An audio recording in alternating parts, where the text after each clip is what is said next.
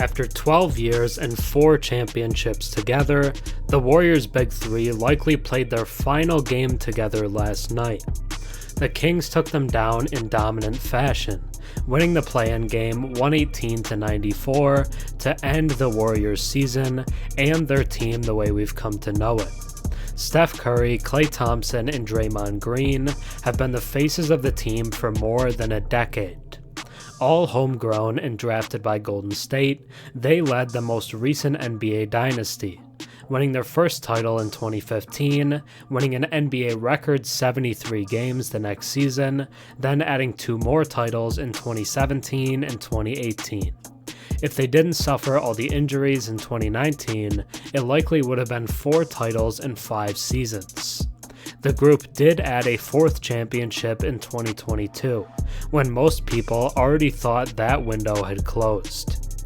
All 3 will undoubtedly go down as Hall of Famers, and have a combined 19 All-Star appearances. But the team has now missed the playoffs in 3 of the last 5 seasons, and it's hard to justify keeping it together at what it will cost. Klay Thompson is a free agent this offseason, and based off the fact that a franchise legend wasn't already extended, it feels likely he's gone.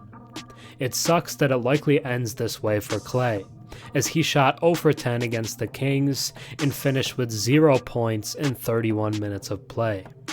Draymond Green is under contract for years to come after inking a deal last offseason, but after 2 suspensions this year, it wouldn't be a shock if the team decided they wanted to let him go.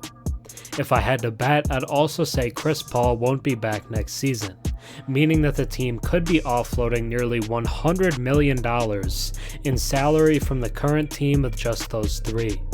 We're looking at possibly the largest roster overhaul in the league this offseason, and the team fans have come to know and love will be drastically different next season. Steph Curry will still be there unless he asks out, but it seems almost impossible he'll wear anything else but a Warriors jersey. But Steph may be the only one that remains from the Big Three that has defined a decade of NBA basketball. The Big Three just played their last game together, and the Warriors dynasty is officially over. Now, let's take a deeper look. Before we get into the end of the Warriors dynasty, if you enjoy my content and watch a few videos of mine, think about subscribing. 96% of my viewers are actually not subscribed, so if you watched me before and enjoy the content, drop a sub and comment down below. It really helps the channel. On Tuesday, the Sacramento Kings demonstrated the dramatic changes a year can bring, culminating in the conclusion of the Golden State Warriors season. They secured a commanding victory over the Warriors with a score of 118-94 in the 9 vs 10 game of the NBA play-in tournament. This victory came precisely a year after their defeat to the same Northern California rivals in Game 7 of the first round. As a result, the Kings now advance to face the New Orleans Pelicans, who were defeated earlier on Tuesday by the Lakers in a game scheduled for Friday. Kings fans couldn't help but feel nervous during the game, and understandably so. Despite the Golden State Warriors' recent decline following their 4th title in the Steph Curry era, they still boast the prestige of past championship success. In contrast, the Kings lack such accolades.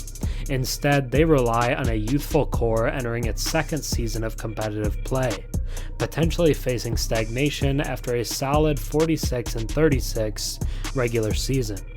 However, some of those concerns began to ease during the first quarter as the Kings surged to a 10-point lead, extending it to 16 points in the second quarter. The Warriors appeared sluggish, struggling to sink their shots, yet tension resurfaced as halftime approached, with the Warriors narrowing the lead to just 4 points. The Kings saw their lead dwindle to just 1 early in the third quarter, but then they surged ahead. A 12-2 run bolstered their advantage significantly, and they continued to dominate from that point forward. De'Aaron Fox and Keegan Murray spearheaded the offensive charge, with Domantas Sabonis facilitating plays and Keon Ellis making crucial 3-pointers. Ellis's performance held particular significance considering the player that he replaced. With Kevin Huerter sidelined due to shoulder surgery late last month, Ellis was thrust into the starting lineup. It's worth noting that Ellis went undrafted, spent most of his rookie season in the G League, and only earned a two-way deal last offseason before becoming a key contributor to the team this year.